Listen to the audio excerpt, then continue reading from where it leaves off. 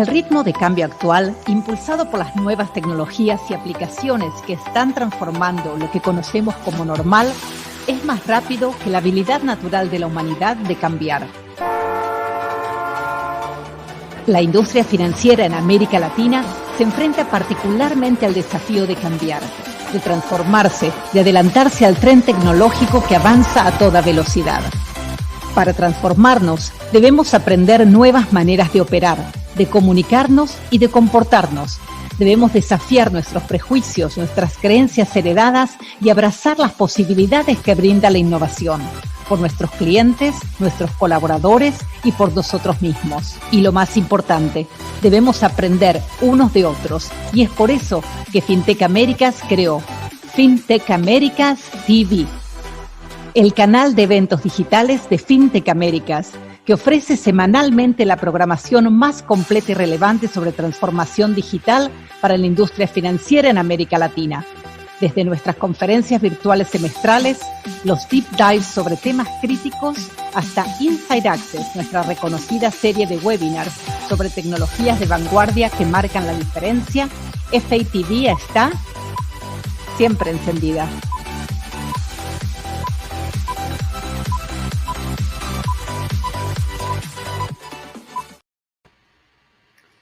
Buenos días o tardes, dependiendo en dónde se encuentren hoy. Bienvenidos a FATV, el canal digital de FinTech Americas. Soy Ray Bruga, el CEO de FinTech Americas, y es un placer estar con ustedes hoy. Semanalmente traemos programación exclusiva en donde hablamos de los temas más candentes en la transformación digital de la industria financiera, junto a líderes y profesionales quienes nos comparten sus insights de lo que viven día a día. Para hoy traemos un episodio en donde vamos a estar hablando con expertos sobre ciberseguridad. Nuestro partner, Microsoft, junto a dos líderes de la banca y un cliente, trae a una conversación exclusiva para hablar sobre la estrategia de ciberseguridad frente al aumento de ciberataques. Según Deloitte, más de la mitad de las instituciones financieras latinoamericanas han experimentado algún tipo de brecha electrónica de su información en los últimos 12 meses. Para resaltar la profundidad del riesgo que se enfrentan los bancos y las instituciones financieras, hoy encontré en un estudio que recién publicó el FBI, el Federal Bureau of Investigations acá en los Estados Unidos, que indica que en el 2022 los ciudadanos de los Estados Unidos perdieron potencialmente más de 10.2 mil millones de dólares debido a incidentes cibernéticos, frente a 6.900 mil millones en el 2021, en más de 800 mil denuncias de delitos en el Internet. Los mercados emergentes en América Latina son los más vulnerables a los hacks y las brechas de seguridad, en parte porque aún no han logrado adoptar los sistemas y tecnologías necesarias para protegerlos. Actualmente la región no cuenta con la estructura fundacional de colaboración y ciberseguridad que se necesita para proteger la afluencia de servicios digitales que ahora distribuye. Esto hace que América Latina sea cada vez más atractiva para los cibercriminales. El crecimiento de los servicios digitales, el aumento exponencial de la adopción digital y la cantidad de dinero inyectado en las empresas en los últimos 2 años hacen que se convierta en un escenario muy seductor para los hackers. Por lo cual podemos ver 3 escenarios en la región: las instituciones que ya fueron hackeadas, las instituciones que fueron hackeadas y no han dado cuenta, y las instituciones que serán hackeadas. ¿Cuál es tu institución? Y tienes una estrategia realmente fuerte para ser una institución preparada para los ciberataques. Descubrámoslos en esta exclusiva sesión. Sin más preámbulos, démosle la bienvenida a Alfredo Iglesias, Industry Executive Financial Services Latin America para Microsoft; Héctor Salgado, Regional Sales Engineer LATAM para Rubrik; Javier Carrera, el CISO de Banismo S.A. Panamá; y Elier Alfaro, CISO de Banco Vice en Chile. Y recuerden, este espacio está diseñado para ustedes, así que siéntanse libres de compartirnos todas sus preguntas o comentarios para tener una discusión interactiva. Buenos días, señores. ¿Cómo están hoy? Buenos días, Rey. Buen día, Rey. Buenos días a todos. Bueno, un placer de tenerlos acá. Bueno, a ver, Alfredo, si pudiéramos lanzar, por lo menos darnos yo di una presentación acá de algunos de los montos de lo grande que es esta situación, este problema para los bancos y las instituciones financieras. ¿Nos pudieras dar una presentación para enmarcar esta conversación, por favor? Rey, con mucho gusto y gracias por la oportunidad. Buenos días, buenas tardes a todos. Para mí es un placer estar en este episodio de FinTech Americans TV, hablando de un tema tan importante. Me presento brevemente. Yo soy parte del equipo de Microsoft para Latinoamérica, que atiende la industria financiera, la industria bancaria y de servicios financieros. Y en particular dentro del grupo he tenido el placer y el honor de trabajar con los bancos clientes de Microsoft en áreas como el área de la protección contra la seguridad cibernética. Y si pasamos a la próxima página, ese trabajo que hacemos estratégico de consultoría, de apoyo a nuestros bancos, nos ha hecho ver que la gran mayoría de ellos, si no la totalidad, están inmersos en una transformación digital que puede tomar muchos caminos, pero no importa cuál sea el objetivo, cuál sea la tecnología de punta a la que están apostando nuestros clientes, sí hay una realidad que es común para todos ellos, y es el hecho de que mientras más evolucionan en esa transformación, mientras más implementan tecnología de punta, se crean más superficies de ataque y por tanto más vulnerabilidades potenciales. Yo diría que es prácticamente un hecho de que estamos en desventaja con respecto, como defensores, estamos en desventaja con respecto a los actores criminales. Nosotros tenemos que defender cada día más y más superficies, más y más puntos de entrada. El actor malicioso solo necesita de uno para penetrar, para comprometer, para causar daño a nuestras empresas, a nuestra reputación, a nuestros clientes. Por tanto, la tarea es grande, como Rey mencionaba con algunos de los datos en su presentación inicial, en su introducción, y es clave trabajar con empresas, trabajar con proveedores, trabajar con expertos que tienen a su disposición no solo las herramientas más actualizadas, las herramientas más probadas, sino también el conocimiento necesario para tomar las decisiones adecuadas. Veamos en la siguiente página que una consecuencia directa de esta evolución digital es algo que vivimos cada uno de nosotros a diario. Y tengan presente, cuando hablamos de los defensores, estamos no solo hablando de ustedes como instituciones financieras, nuestra estimada audiencia el día de hoy, sino también nosotros como empresas. Tenemos también el mismo reto y recibimos la misma influencia, si quieren, negativa de esta transformación digital. Cada uno de nosotros trabaja con al menos 2 dispositivos electrónicos al día. Yo personalmente tengo 2 teléfonos, tengo un laptop, tengo un iPad. Cada uno de nosotros tiene una exposición mayor a diario a diferentes servicios electrónicos y los datos que esos servicios electrónicos crean. En los últimos meses, en los últimos 2 meses, si acaso, hemos visto el auge que ha tenido tecnología de inteligencia artificial como el ChatGPT. Microsoft es uno de los promotores de esa tecnología. Y una vez que empezamos a aplicar esas nuevas tecnologías, estamos haciendo que el problema se haga aún más agudo. Rey mencionaba del costo que tiene los delitos cibernéticos en los clientes. Es realmente un monto importante y un monto que va a seguir creciendo exponencialmente cada año. Por tanto, necesitamos estar conscientes de que lo más probable es que en algún momento todos pasemos a estar dentro del primer grupo de empresas que mencionaba Rey, de los que fueron atacados. Y la pregunta pasa a ser, ¿qué vamos a hacer cuando suceda eso? Y yo me siento muy honrado de estar en esta sesión de hoy con colegas que también tienen como función fundamental defender sus empresas. En particular, me da mucho placer compartir esta emisión del día de hoy con Rubrik, una empresa que está muy dedicada al tema de cómo restaurar los datos una vez que hay un ataque cibernético. De nuevo, lo más probable es que en algún momento u otro lleguemos todos y estemos en esa situación.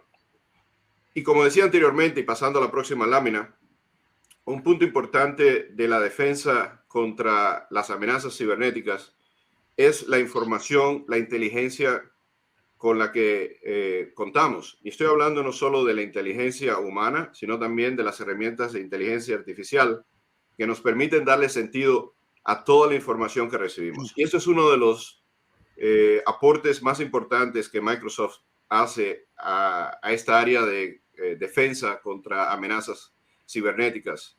Y es el número inmenso de puntos de datos que tenemos, que recolectamos cada día, basado en la presencia que tiene Microsoft en el mercado en general. Empezaría diciéndoles que Microsoft invierte o ha tomado la decisión de invertir $1,000 millones americanos en cuestiones de ciberseguridad en los próximos 5 años. Esto se manifiesta de muchas maneras. Se manifiesta en los productos, se manifiesta precisamente, volviendo al tema de la inteligencia artificial y la inversión que ha hecho Microsoft en OpenAI, en introducir herramientas de inteligencia artificial en nuestros productos de protección contra amenazas cibernéticas. Se manifiesta en el hecho de que Microsoft es una empresa que tiene dentro de ella alrededor de 200 y pico de negocios propios, empresas como Xbox, empresas como LinkedIn, que son objetos de los ataques, que son también tienen las mismas vulnerabilidades, tienen las mismas necesidades de protección que tienen nuestros clientes comerciales. Esa es una de las razones por las que Microsoft es usada por alrededor del 90% de las empresas que están en la lista del Fortune 500, del Fortune 500, para proteger sus empresas de los ataques cibernéticos. Les cuento algunos de los puntos que se reflejan en esta gráfica y el mensaje principal de esta gráfica es que no es solo importante recibir la información, tener esta información, sino también conectarla y mirarla todo como un panorama único. Microsoft analiza alrededor de 470,000 millones de correos electrónicos cada mes. Tenemos alrededor de 1.2 miles de millones de dispositivos que tenemos que actualizar todos los meses para garantizar que estén protegidos con las últimas versiones del sistema operativo o las versiones del software para evitar que sean vulnerables. Existen más de 1,000 millones de cuentas de Azure, el cloud de Microsoft, que necesitan ser autenticadas, que necesitan ser validadas, que los usuarios tengan los privilegios necesarios y los accesos necesarios. Además de eso, tenemos 450,000 millones de autenticaciones que se hacen cada mes para el resto de las plataformas de Microsoft. Solo para, de nuevo, un dato más para justificar o para apoyar este punto de la información y el panorama completo que tiene Microsoft de las amenazas cibernéticas, está que Bing, el motor de búsqueda de Microsoft, analiza alrededor de 18,000 millones de páginas web cada mes y está constantemente recaudando información sobre las diferentes amenazas que existen en el espacio cibernético. Es una de las maneras en las que podemos ver cómo Microsoft invierte este $1,000 millones en los próximos 5 años que mencionaba. Pero si vamos a la próxima página, a la próxima lámina, veremos que hay otra manera de verlo y es basado en las en cómo se manifiestan estas inversiones en la realidad cibernética de hoy. Microsoft tiene más de 3,500 expertos que están enfocados en analizar y en aplicar este conocimiento, aplicar esta información para proteger a nuestros clientes. Esto se refleja en, por ejemplo, la política de Zero Trust que Microsoft promueve y que aplicamos internamente dentro de la empresa. Se manifiesta también en cómo protegemos los datos y la confidencialidad de los datos de nuestros clientes, cómo implementamos la seguridad en los centros de datos físicos que se utilizan para abastecer la amplia red de nube que es Azure, y las operaciones de seguridad que tenemos implementada en cada uno de estos data centers. Yo les diría que otro punto importante a tener presente, considerando su seguridad, es también la historia que ha tenido la empresa en su transformación digital propia. Ustedes recordarán, Microsoft en algún momento fue una empresa tradicional que tuvo que pasar por una transformación digital y una transformación cultural, que es una historia valiosa para que ustedes reflejen en sus propios retos y reflejen en el propio camino a seguir a la hora de enfrentar los retos digitales que tenemos enfrente de nosotros. Entonces, yo voy a parar aquí. Espero que les haya dado una idea de cómo Microsoft puede ofrecer valor a ustedes en su estrategia de protección contra las amenazas cibernéticas. Y le voy a dar la palabra de nuevo a Rey para continuar con nuestro panel. Bueno, muchísimas gracias, Alfredo, y creo que obviamente todos reconocemos lo impresionante que es el footprint de Microsoft. Y la verdad que no es que se me había olvidado, pero LinkedIn ya es parte también de ustedes, o no, tienen ustedes obviamente una constelación impresionante de empresas que tienen que protegerse. Obviamente ustedes necesitan tener este tipo de inversión para poder ayudar a todos los clientes que se interconectan por las plataformas de ustedes. De acuerdo, Rey, si me permites un segundo, porque mencionaste LinkedIn y me hiciste recordar un detalle interesante. LinkedIn nos da una perspectiva muy interesante de las amenazas cibernéticas. Nosotros vimos, por ejemplo, durante la pandemia, en el pico de la pandemia, cómo el número de posts que existían en LinkedIn incrementó exponencialmente alrededor de los temas de seguridad cibernética. También vimos cómo el número de personas que estaban siendo entrenadas o los números de trabajos, de puestos que estaban siendo anunciados con respecto a seguridad cibernética también incrementaron exponencialmente. Entonces, LinkedIn, aunque no lo parezca, es también una fuente de inteligencia sobre protección cibernética que nosotros tenemos a nuestra disposición. Gracias por mencionarlo. No, por nada. Bueno, ahora quisiera pasar un poco a ver de nuestros miembros del panel, porque Javier y Elier, ustedes están en la línea del frente en la protección de las instituciones financieras. Y como habíamos mencionado, hay tres tipos de instituciones: esas que han sido hackeadas, las que han sido hackeadas y no lo saben, y la que son por ser hackeadas. Cuando ustedes están al frente y creando la estrategia de transformación digital y viviendo con un cambio de cómo los clientes interactúan con sus plataformas bancarias, ¿cómo ustedes miran el panorama de riesgo y cómo ustedes se posicionan para poder asegurar que sus instituciones y sus clientes están protegidos contra estos ataques que ahora pueden venir de cualquier lugar en el mundo y atacar a cualquier lugar en el mundo? Elier, empezaré con vos. Bueno, primero que todo, buenos días o buenas tardes. Muy agradecido de estar acá con todos ustedes. Efectivamente, el panorama es complejo, es muy desafiante. Existen muchas amenazas que tenemos que estar gestionando, y también tenemos que estar gestionando la gran necesidad de avanzar más rápidamente, de transformación digital, etc. Lo primero es saber efectivamente a cuáles son las amenazas a las cuales nos enfrentamos, que se han mencionado acá, por ejemplo, todo lo que tiene que ver con malware. Como bien decían, el 80 y tanto % de las organizaciones fueron comprometidas el año pasado por malware. Entonces, el tema del malware es algo muy complejo. También conocer lo relacionado a todo lo que tiene que ver con la cadena de suministro. Hoy en día cada vez más estamos gestionando proveedores, y esos proveedores se vuelven más críticos y pueden ser la parte a la entrada. Como esas hay amenazas, tenemos que conocer las amenazas y también tenemos que conocer de qué depende nuestra organización, cuáles son nuestros servicios más críticos y cuáles son las capacidades que hoy en día nosotros tenemos o debemos desarrollar para hacer frente a esas amenazas y poder proteger esos activos. Entonces, es fundamental tener un conocimiento de cuál es nuestra situación actual y cuáles son nuestras necesidades. Hay que involucrar a toda la organización en la protección, no es solo un tema del CISO, se requiere un trabajo coordinado con todas las áreas de la organización. Y hay que aprovechar de la tecnología también. Hoy en día también la tecnología nos puede dar ventajas.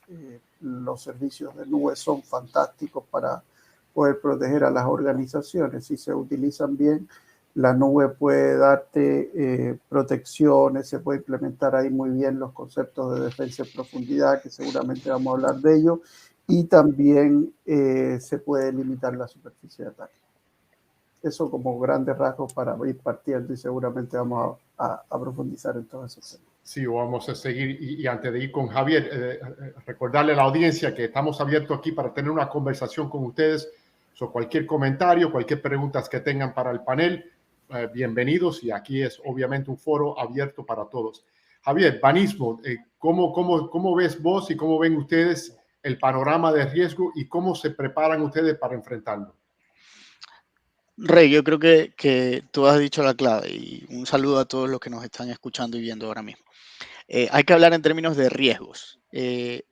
Nosotros hemos realizado la tarea de hacer un estudio sobre los riesgos de negocios más importantes en la TAM y principalmente para la industria financiera. En el top de esos riesgos está la interrupción de las operaciones de toda industria financiera. Eso es lo más catastrófico que puede pasar. En segundo lugar están los incidentes de ciberseguridad, que no dejan de ser una causa posible de la interrupción de operaciones, por ejemplo. Y en tercer lugar está la afectación que puede tener el desarrollo macroeconómico, que también se puede producir por incidentes de seguridad, por caídas en la bolsa, por distintos factores relacionados. Entonces, en función de eso, las organizaciones, desde el punto de vista del grupo financiero del que nosotros hacemos parte, en la región, se prepara para dos frentes, para lo conocido. Lo decía Alfredo en su magistral exposición. Sabemos cómo los clientes interactúan con el banco, sabemos a través de qué servicios digitales que la banca ha puesto a disposición utilizan sus identidades, sus credenciales, cómo se comportan. Y eso normalmente es lo que conocemos. También conocemos la tendencia, las amenazas que están, digamos que ocurriendo, perdón, en otras latitudes y los actores malintencionados cómo están procediendo. Entonces, son fuentes de información, lo decía Alfredo, pero todo eso es lo conocido. Y para lo conocido nos podemos preparar, podemos hacer pruebas de nuestras capacidades, como decía Eliel, podemos implementar soluciones para automatizar la respuesta y la contención. Pero lo decías tú muy bien también en tu intervención. Y lo desconocido, lo que no sé qué pueda estar pasando, el reto ahí es reaccionar a tiempo, porque este tema de ciberseguridad, pues, muy de la mano con riesgo, con el tema de riesgo es un tema de oportunidad. ¿Qué tanto sé de lo que está ocurriendo? ¿Qué tan rápido puedo reaccionar? ¿Qué tan rápido me puedo recuperar? Entonces, nosotros trabajamos en esos dos frentes, tratando de llevar al máximo las capacidades que ya tenemos para prepararnos para lo conocido y estar aprendiendo continuamente de lo que no sabemos que nos ha pasado o podría estar pasando en otras latitudes, porque ese es el reto más grande. O sea, podemos estar preparados para reaccionar, voy a poner ejemplos, a un malware que se pueda desplegar en la red y las capacidades técnicas que tengamos lo pueden contener y demás. Pero eso es un vector conocido de ataque. Los vectores no conocidos, puedo poner un montón de ejemplos. Por ejemplo, partimos del robo de credenciales, que eso es parte de lo que decía Lier también, la cultura en la organización. La fuga de información. Cosas como el secuestro de información, que parte de las vulnerabilidades que puede tener un sistema que está expuesto a Internet. O sea, son vectores que aún no han terminado de ser explotados por estos actores malintencionados que hacen parte de ese ecosistema de lo desconocido. Entonces, en ese orden de ideas, trabajar en esos dos frentes es muy complejo, es desafiante, es retador. Lo decía Elier, por un lado tenemos que estar poniendo in tune las capacidades y por el otro lado estar continuamente innovando, conociendo fuentes de información nueva, haciendo búsquedas, compartiendo información, que es lo más importante en este caso, con organizaciones que puedan no estar al tanto de lo que está ocurriendo o ni siquiera saber que ya fueron atacados, como tú lo decías. Entonces, nosotros tenemos esos dos focos particulares de preparación, por decirlo así. Buenísimo, gracias Javier. Héctor, ustedes acá en Rubrik, ¿nos pudieras dar ustedes, y entiendo que ustedes son un Zero Trust Data Security Company, so desde la perspectiva de ustedes, ¿cómo figuran en esta conversación? Es correcto, muchas gracias. Feliz día a todos. Nosotros como Rubrik partimos por fungir como la última línea de defensa. Bien lo dice los demás panelistas, Javier, Alfredo y Elia. Todas estas amenazas son invisibles para nosotros, conocemos, tenemos parte de las cuales realmente si nos han afectado muchas veces ni siquiera sabemos por dónde vinieron o qué daño nos pueden hacer.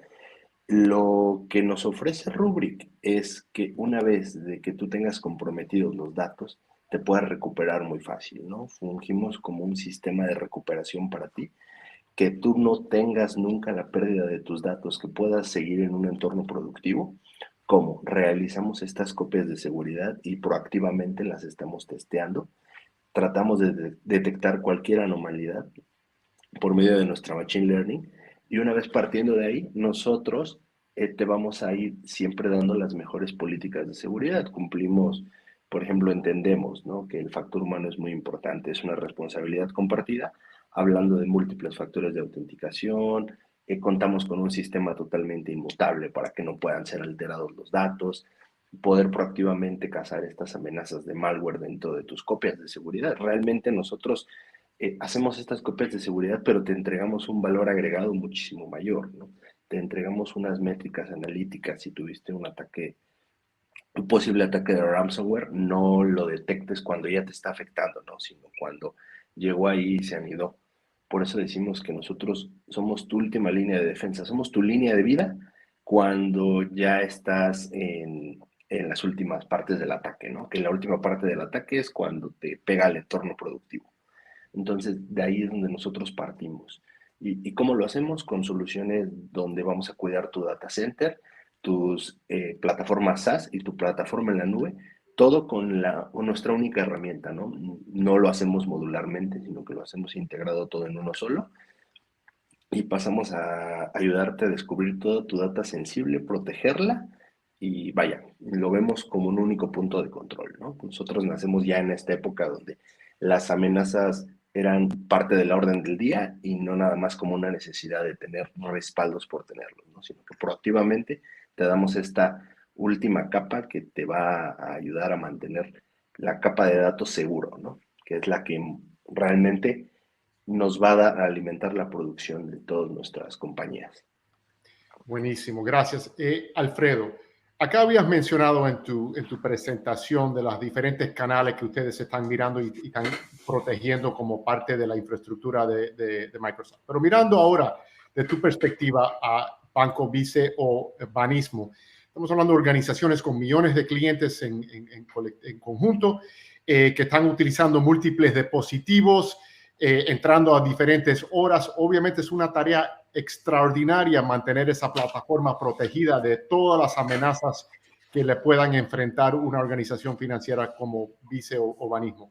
¿Cómo ustedes desde Microsoft, ayudando, consultando con este tipo de empresa, cómo ustedes miran el panorama y cómo ustedes le aconsejan para proteger cuando tienen que tener los clientes la accesibilidad de varios diferentes canales a sus cuentas, están utilizando múltiples dispositivos como mencionaste?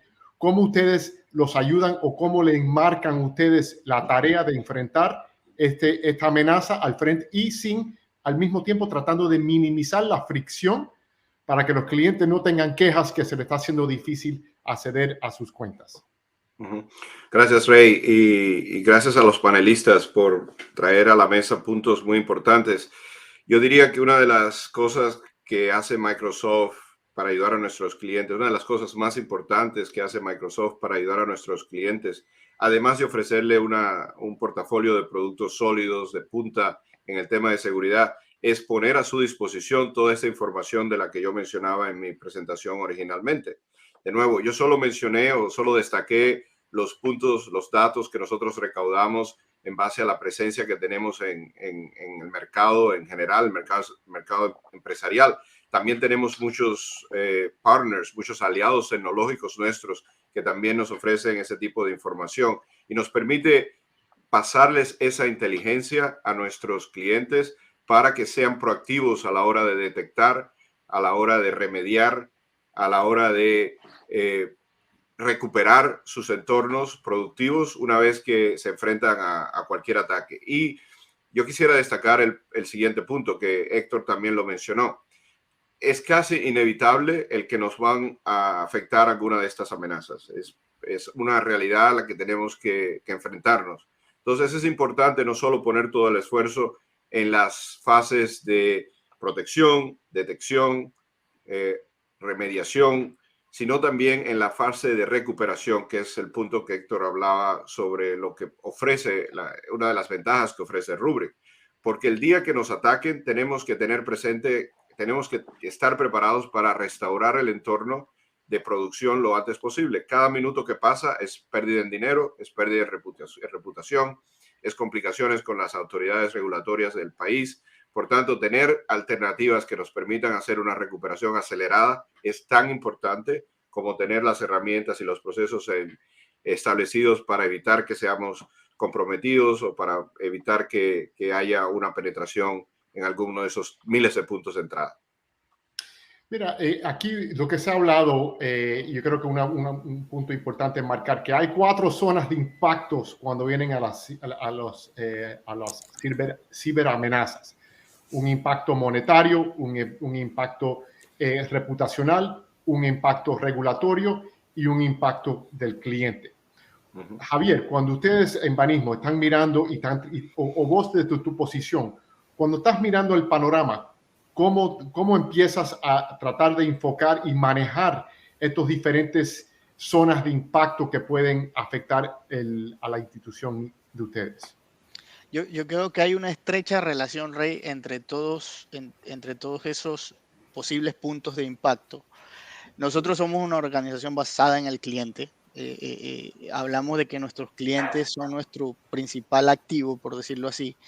Entonces cuidamos mucho la información. No solamente hablo del dinero electrónico de nuestros clientes, lo cuidamos en nuestros canales, nos preocupamos porque sus transacciones sean seguras, que no sean objetos de fraude. Entonces, ese es el primer punto digamos que de acción que nosotros tomamos de cara a esta preocupación. Obviamente, el riesgo reputacional, que es importante desde el punto de vista de pues, una organización como la nuestra, que cotiza en bolsa, que además es parte de un grupo financiero que está interconectada con una serie de proveedores y terceros, también es vital mantenerlo, o sea, es una de las preocupaciones constantes. Más allá del impacto monetario, y que hoy también se vuelve un reto, parte de la ciberseguridad, porque existen pólizas, hay seguros para prevenir, por ejemplo, o de alguna manera resarcir económicamente la afectación que uno de estos ataques pueda ocasionar.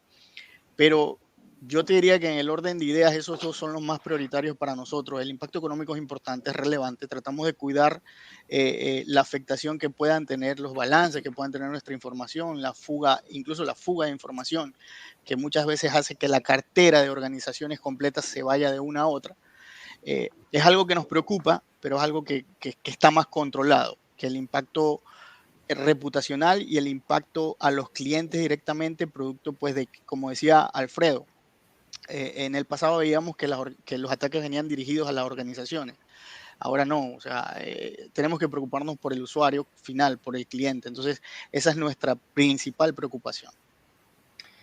Elier, allá de la perspectiva de ustedes en Banco Vice, obviamente la industria es altamente regulada.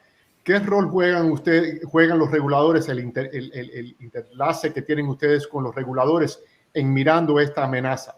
¿Cómo funciona desde la perspectiva de ustedes ahí en Chile? Bueno, obviamente el regulador está siempre muy presente y muy preocupado porque las organizaciones desarrollen la mayor capacidad posible para estar preparados para evitar o minimizar un incidente de seguridad.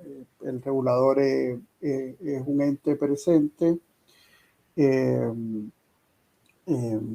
siempre está mirando cuáles son las tendencias, las capacidades, está presente y los bancos también de alguna u otra manera a través de la asociación tenemos algún grado de comunicación para como lo establece la misma norma.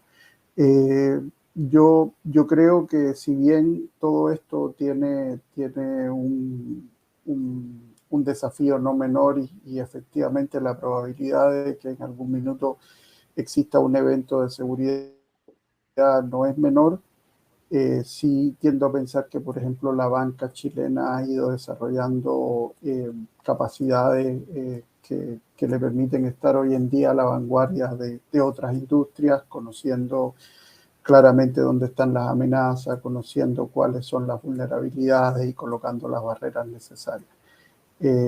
Yo creo que la banca chilena hoy en día se ha ido preparando para afrontar todas estas cosas y el regulador acompañado. Gracias. Aquí tenemos una pregunta de Gustavo Aceves. ¿Cuál es el rol de la estrategia de ciberseguridad en la reducción de las tasas de fraude en una institución bancaria, incluyendo el fraude amigo? No sé si uno de ustedes quisiera tomar esto y ayudar a Gustavo con esta pregunta. A ver, hoy tenemos dos tipos efectivamente, uno de las tendencias, nosotros lo hemos visto en Chile y la verdad lo hemos visto a nivel global, que efectivamente el ataque hacia nuestros clientes, lo que se llama el famoso account takeover, o a través de un phishing o a través de simplemente un engaño, tratan de capturarle la información de acceso a los clientes, incluso el segundo factor de autenticación, para poder cometer fraude. También hemos visto cómo el uso, la tendencia o el deseo de, por ejemplo, las billeteras digitales van hacia mejorar o colocar la menor fricción posible, y eso a veces va en contra de un proceso más sólido de autenticación. Eso es una realidad. Estoy hablando del fraude que aparece sobre nuestros clientes. Contra eso hay, por una parte, tecnologías que nos permiten saber que usan mucho comportamiento, tecnologías autenticación basada en comportamiento, que buscan conocer cómo es el usuario, cómo es su navegación, cuáles son los dispositivos que utilizan. Y esas tecnologías nos permiten, con una baja fricción, lograr autenticar de mejor manera al cliente. También hay mucho trabajo enseñándole a los clientes que el banco no los llama, que el banco no le pide validar su identidad, cosa que pasa mucho, llaman a personas mayores, es terrible esto. Entonces es una mezcla de tecnología y por otra parte, tratar de entregar la mayor información posible y capacitar lo más posible a nuestros usuarios. Y por otra parte, el fraude interno también, la idea es entender dónde se puede producir ese fraude y colocar los controles apropiados y monitorear. Pero sí, hoy en día, sobre todo con el fraude hacia los clientes, algo sobre lo cual tenemos que estar gestionando mucho, porque es uno de los grandes temas con los cuales tenemos que lidiar. Buenísimo, gracias. No sé si alguien más quiere agregarle ahí a la respuesta para Gustavo, pero... Yo diría, Ray, que además de los puntos que mencionó Elier, cualquier intento de hacer fraude, mientras más información tenga el actor maligno, más efectivo va a ser el intento. Entonces, las estrategias de seguridad cibernética que protegen los datos de nuestros clientes, que protegen e identifican de una manera más rápida, de una manera más efectiva, si la persona que está tratando de acceder a los fondos, que está tratando de acceder a la cuenta, es la que dice que es, nos ayudan a evitar que estos atentos sean exitosos y a reducir la tasa de fraude. Entonces, yo creo que hay una conexión bien estrecha entre la protección de los datos, entre la protección contra ataques cibernéticos y las tasas de fraude en la industria bancaria. Bueno, mire, sigo contigo, Alfredo, y mirando fuera de las 4 áreas de la defensa cibernética: prevención, detección, recuperación y remediación. ¿Qué área, en tu opinión, los bancos se le están prestando la menor cantidad de atención? Mira, yo diría que no solo los bancos, yo diría que en general, en la industria, en cualquier industria, el área a la que menos atención le prestamos es al área de restauración del entorno productivo una vez que ocurre un ataque. Mucha de la atención, muchos de los productos se ha puesto en las primeras 3 áreas. En esta última, no sé si será porque es normalmente el último paso, no se le ha dado mucha atención y vemos una realidad que es que específicamente en un ataque de ransomware, el tiempo que se necesita promedio para restaurar el entorno de producción de una empresa, de un banco en particular, puede tomar semanas. Estamos hablando de semanas en las que no tienes acceso a tus sistemas, en las que se está afectando tu reputación, estás perdiendo dinero, estás metiéndote en líos con la agencia regulatoria. Entonces yo diría que el área en la que menos atención se le ha prestado y que merece más atención es cuán rápido podemos recuperar el entorno productivo para volver a operaciones normales. No sé si alguno de ustedes quieren agregar eso. Javier, si me miras de tu perspectiva, ¿dónde crees que le están poniendo? Y no es por decir, de hablar del lado flaco que pudiera tener Banismo, pero mirando el panorama de cómo se mira todas estas áreas. Y creo que es razonable de concluir que obviamente tratar de cubrir todos los aspectos que posibles, no sé si imposible, pero obviamente muy difícil. ¿Dónde crees que se le está poniendo el énfasis y en dónde se cree que podemos agregarle más énfasis? Yo concuerdo mucho con Alfredo desde la vista de la industria en general, ¿no? Él lo decía. Estamos muy preocupados por detectar, por identificar, por prevenir, porque algo no pase. Incluso hasta pensamos en mecanismos de remediación, pero la estrategia de recuperación, que es la base digamos que de retornar a la actividad normal, es a lo que menos atención se le presta normalmente. Y extrapolándolo un poquito a lo que mencionaba Elier también en su intervención anterior, cuando nosotros interactuamos con terceros, tenemos que saber efectivamente que el nivel de atención que le ponen esos prestadores de servicio está en el mismo nivel de madurez o en la misma medida en la que nos preocupa, por lo menos a los bancos, compartir información con prestadores de servicios. Es relevante saber que en el tema de incidentes de ciberseguridad, el riesgo sistémico de estar interconectados, que ya lo hemos visto en varios escenarios a nivel internacional y en LATAM, muchas veces la dependencia de la información que yo tengo hosteada en un tercero, llámese un data center que me da el hosting o un tercero que me procesa la nómina, cualquiera que sea el escenario de compartir la información, la capacidad de recuperarse de ese aliado o la capacidad de nosotros volver a establecer ese vínculo de integración o de interrelación es a lo que normalmente menos atención se le presta. O sea, concuerdo mucho con Alfredo en ese sentido. O sea, yo creo que también lo decía Elier, en el caso de la banca, el regulador, que pues en Panamá es muy, muy exigente, se los puedo garantizar, sí toma en cuenta desde el punto de vista de la operación de un banco, cuál es ese RTO o ese RPO o ese timeline en el que un banco no está disponible para que sus clientes retiren plata de un cajero, en el que un banco no está disponible con sus servicios digitales. Es muy importante y desde la perspectiva nuestra de las instituciones financieras preocuparse por eso como el primer factor. La indisponibilidad de los servicios, la recuperación ante un desastre, un incidente cibernético. O sea, es hoy en día lo que como que en menor grado de atención tiene en general en la industria. Buenísimo. Mira, Héctor, voy a empezar a ver si puedes y voy a poner la pregunta, pero empezaré con vos. Raquel Cabrera nos pregunta, dice, por lo que entiendo, hablamos de generar recuperación exitosa una vez bajo ataque. Y esto depende de la continua evaluación y actualización de un sólido plan de continuidad de negocios BCP. En general, vamos detrás aprendiendo de los errores. ¿Qué avances conocen? Y ella hace una segunda parte de la pregunta, con la participación de la inteligencia artificial para generar bajo análisis de metadatos un esquema predictivo de ataques y la generación de alerta temprana. Ok, aquí contestando la pregunta de Raquel, una pregunta muy interesante.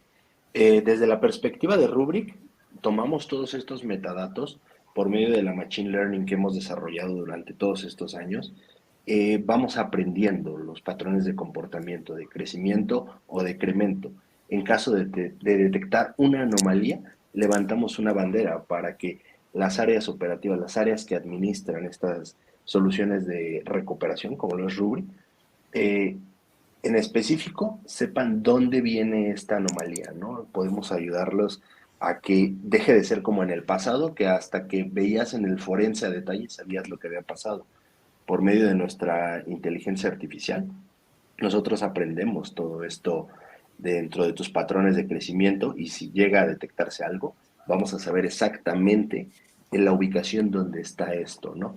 Y no obstante, no nos quedamos ahí, sino corremos todos estos indicadores de compromiso a donde tú tienes almacenado estas copias de seguridad que ya hicimos y podemos correrlos para que logremos encontrar la huella digital que estamos buscando, ¿no? Recuerda que esto es una responsabilidad compartida y vamos a tener todo este análisis, ¿no? Actualmente somos el único proceso que se refiere así dentro de la industria, ¿no? Entonces, no nos quedamos con solamente realizarte estas copias de seguridad, sino que bien lo dice Raquel, aplicamos todos estos conocimientos para que dentro de todo tu proceso de restauración siempre tengas la certeza de que vas a poderlo hacer donde tú tienes un RTO y un RPO comprometido.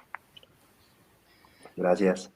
Fabuloso. No sé, Alfredo, si le quieres agregar algo, no sé, a Raquel de esa pregunta. Sí, sí, claro. Y los puntos que Héctor sacó fueron muy válidos. Yo diría que desde el comienzo de esta batalla interminable contra los actores cibernéticos, el papel que ha jugado la inteligencia artificial, el machine learning, ha sido importante, porque es imposible, humanamente imposible, hacer un análisis efectivo y lo suficientemente rápido de todos los indicadores que recibimos en una empresa como Microsoft o en cualquier otra empresa que se dedica a la protección de nuestros clientes. Lo que es interesante es este momento en el que estamos viviendo, donde nuevos modelos de inteligencia artificial han surgido. Como yo mencionaba al principio, todo el mundo está hablando, en cualquier periódico que abres hay un artículo o dos sobre OpenAI y sobre ChatGPT y los productos de la competencia también, los buenos y los no tan buenos también. Es interesante ver cómo esa nueva evolución en los modelos de cognitivos, en los modelos de predictivos de inteligencia artificial nos pueden ayudar en esta batalla.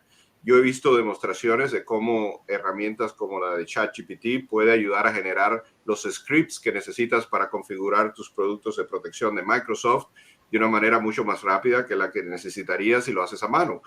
Simplemente porque tienen acceso a todo un volumen de información al respecto que capitalizan para realizar esta tarea mucho más efectivamente que una persona, no importa el nivel de experiencia que tenga. Ahora, el otro lado de esa moneda es que estas herramientas también van a estar en las manos de estos actores maliciosos. Entonces tenemos que estar, como siempre, un paso por delante de ellos para asegurarnos de que podemos protegernos de la manera adecuada. Bueno, mira, Alfredo, aquí tengo otra pregunta de Enrique Llanos, que es right down the fairway, como se dice. Dice, veo que el impacto lo tiene mapeado y cómo tratan los riesgos hoy en día. Riesgos como malware y secuestro de información, dado que los ataques son más complejos e inevitables. Se trata entonces de un cuándo y no de un cómo. Veo que para enfrentar esta situación deberíamos entonces fortalecer nuestra plataforma para recuperar nuestro entorno productivo en el menor tiempo posible. ¿Qué deberíamos considerar entonces tecnológicamente para enfrentar esta realidad? Rey, si quieres yo empiezo y después los colegas me ayudan. Sí, yo quisiera también comentar Sí, algo. perfecto. Si quieres empezar, Elier, adelante. Yo puedo Sí, complementar. lo que pasa es que acá esto hay que verlo como algo de forma más bien integral. Nosotros tenemos que colocar conceptos de defensa en profundidad. O sea, primero tenemos que evaluar por dónde puede entrar el malware. El malware normalmente entra por un correo electrónico, entonces hay una buena protección anti-malware a la entrada del correo electrónico es fundamental, y esa entrada de correo, esas herramientas hoy en día tienen comportamiento, tienen machine learning. Después hay que pensar que esa barrera en algún minuto se pudiera saltar. Hay algún malware que pudiera quebrar esa barrera y el malware podría llegar al dispositivo final. De nuevo ahí un buen anti-malware en los dispositivos finales es fundamental. Si esa segunda barrera se quiebra, ese malware normalmente, yo no quiero entrar en temas muy técnicos, pero va a buscar información a internet. Entonces, de nuevo, un dispositivo perimetral de alta tecnología que es capaz de identificar que hay un comportamiento hasta un sitio de malware podría ser necesario, o es importante que lo tengamos. Después hay capacidades de detección que tienen que estar conectadas, que tienen que alertar que ahí hubo un problema, y algunas de esas capacidades incluso pueden ser automatizadas, donde se puede aislar la máquina de forma inmediata sin la participación de una persona. Y finalmente vamos a tener que ir diseñando la red de manera tal de que si un grupo de máquinas caen en una condición así, no toda la red caiga de esta manera. Y por otra parte también tenemos, como se ha dicho acá, prever cómo ir recuperando capacidades. Entonces, en el fondo, yo esto lo abordo siempre desde el concepto de defensa en profundidad. Ir colocando barreras y pensando que una de esas barreras me puede fallar y la otra tiene que proteger. Sí, sí. Sí, si me permite, rapidísimo, Alfredo, que compartimos creo que mucho el concepto con Elier. Él lo llama defensa en profundidad, nosotros le decimos seguridad en capas, porque son como las capas de una cebolla. Desde lo más externo, lo decía, desde el correo, pasando por el dispositivo, llegando a la red, hasta donde está el repositorio de los datos, que finalmente es lo que pues es el petróleo de la organización. Para poder luego sí pensar en esa capa de datos, lo decía muy bien Héctor, cómo la recupero, cómo la restauro. Pero no simplemente sentarnos a decir, bueno, es que me van a atacar. ¿Cuándo? Pues, ¿cuándo me siento a esperar? ¿Cómo impido que eso ocurra? Es lo que muy bien Elier comenta, ¿no? Cómo vamos poniendo barreras de protección, o en ese concepto que él dice de defensa en profundidad, para impedir o ponerle lo más difícil posible al atacante llegar hasta ese corazoncito de la cebolla, hasta esa data que estamos protegiendo. Entonces, el concepto es muy similar. Yo creo que en la industria en general se hace así. Las tecnologías están. Por eso les decía al principio, eso es lo conocido. Es un vector que sabemos nosotros cómo acciona normalmente. El correo, una vulnerabilidad expuesta a Internet, un insider, una persona que conoce la debilidad en un sistema. Entonces, al final, es importante tener considerada la estrategia de recuperación y cómo el dato está protegido o incluso monitoreado, que en el caso de las organizaciones como nosotros, es saber que pues hay usuarios en la organización que por su nivel de privilegio pueden acceder a la información, pero saber qué están haciendo.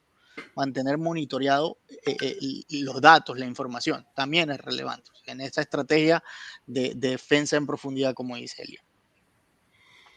Sí, totalmente de acuerdo. Y yo agregaría que una de las maneras en las que se puede alcanzar esa defensa a profundidad, o como tú la llamabas, las diferentes capas de la cebolla, la protección en capas, es el framework, el marco de Zero Trust, confianza cero, que asume que cualquier persona que entra, cualquier entrada, porque no tiene por qué ser una persona, puede ser una máquina, a nuestro entorno puede representar una amenaza y que activamente, de una manera situacional, determina el nivel de acceso que se le da a esa entidad que entró, sea persona o sea un programa o sea una máquina. Entonces el framework de Zero Trust, de confianza cero que promueve Microsoft, es algo que yo le recomendaría a la audiencia que revisaran si no están al tanto y que con mucho gusto podemos ponerlos al día y ayudarlos a implementar.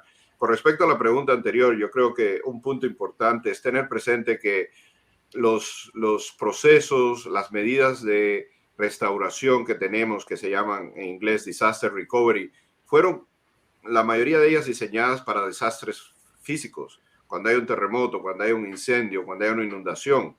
Estamos hablando de un tipo de amenaza y de un tipo de desastre diferente que requiere de herramientas más inteligentes, de herramientas que sean capaces de revisar al momento que se está haciendo el backup, al momento que se está haciendo la copia de los datos, la copia del Active Directory de que no ha sido comprometido. Y importante, que también tengan maneras de acelerar la restauración de esos activos de una manera más ágil. Y un componente importante que a tener presente a la hora de pensar en una estrategia de restauración rápida son los entornos de la nube. Quizás no nos sentamos todavía confiados para poner todo nuestro entorno productivo diario en la nube, pero en el caso de un ataque cibernético, en particular de un ataque de ransomware, quizás valga la pena tener presente o tener una opción para restaurar el entorno productivo, así sea temporalmente en la nube, de manera que minimicemos el impacto en las 4 áreas de las que hablábamos anteriormente. Miren, nos quedan unos minutos solo, pero quería una pregunta más, a ver si cada uno nos pudiera dar la perspectiva. ¿Cuál es la principal amenaza de seguridad cibernética para las instituciones financieras hoy en día? Alfredo, empecemos con vos. ¿Qué crees? Yo voto por ransomware. Javier. Yo te diría que la más común sigue siendo el phishing, pero la más caótica es el ransomware, definitivamente. Héctor. Ransomware, definitivamente. Y Alier. Sí, yo veo en las amenazas el ransomware, pero también veo mucho los peligros asociados a la cadena de suministro. Y también quisiera quitar 2 segundos para hablar de efectivamente hoy en día nuestras posibilidades de apalancarnos en la nube y lograr resultados muy espectaculares en temas de seguridad de Estado. O sea, hay que meterse en los temas de nube y es fantástico lo que se logra uno ahí. Sí, yo creo que justo los reguladores han ido en los últimos años aceptando más y más el uso de la nube. Todavía es un tema y tiene su complejidad, una multinube, una nube sola. Eso hay temas importantes sobre el uso de la nube, pero claramente es una de las herramientas de más agilidad para ayudar a proteger a las organizaciones financieras. Bueno, señores, desafortunadamente se nos acabó el tiempo. Le quiero dar las gracias a Alfredo, Javier, Héctor y Elier por participar hoy con nosotros. Agradecemos mucho su tiempo. Gracias, Rey. Gracias, señores. Gracias. Un placer siempre. Hasta luego a todos. Bueno, y también le queremos dar las gracias a la audiencia por ser tan activos. Esperamos que haber resuelto todas las preguntas que creo que sí hoy le llegamos. Y un especial agradecimiento a nuestro partner Microsoft. Sin ustedes esto no sería posible, así que si quieren conocer más sobre ellos o profundizar en alguna de las temáticas tocadas hoy, en el chat les compartimos más información en donde pueden contactar con ellos. Recuerden que semanalmente traemos grandioso contenido creado y pensado para ustedes, por lo que le pedimos el favor de que diligencien nuestra encuesta que recibirán en sus correos electrónicos, porque no hay nada mejor que nos compartan sus opiniones para ver cómo lo podemos asegurar que el contenido es el que quieren ver. También queremos decir que nuestra programación de FATV el próximo jueves 30 de marzo vamos a estar hablando sobre cómo el onboarding digital es la clave para impulsar el crecimiento de los bancos, y queremos contar que volvemos con nuestra conferencia presencial en Miami este próximo 4 y 5 de mayo en el icono Hotel Fontainebleau. Miren esto. La ventaja es estar por delante. Estar juntos. Entender las tecnologías digitales que están cambiando la forma de trabajar de la banca y los negocios. La ventaja es ganar energía, cobrar vida y aprender lo que depara el futuro. Tu futuro. 1000 asistentes. 100 FinTech, 150 ponentes. Y tú en Miami 2023, en el impresionante Hotel Fontainebleau en South Beach de Miami, los días 4 y 5 de mayo. Las entradas son limitadas. Visita www.fintechamericas.co. Bueno, los esperamos ver acá en Miami y en la próxima programación de FATV. Muchas gracias de nuevo de parte de todos nosotros en el equipo de FinTech Américas. Muy agradecido por su participación hoy.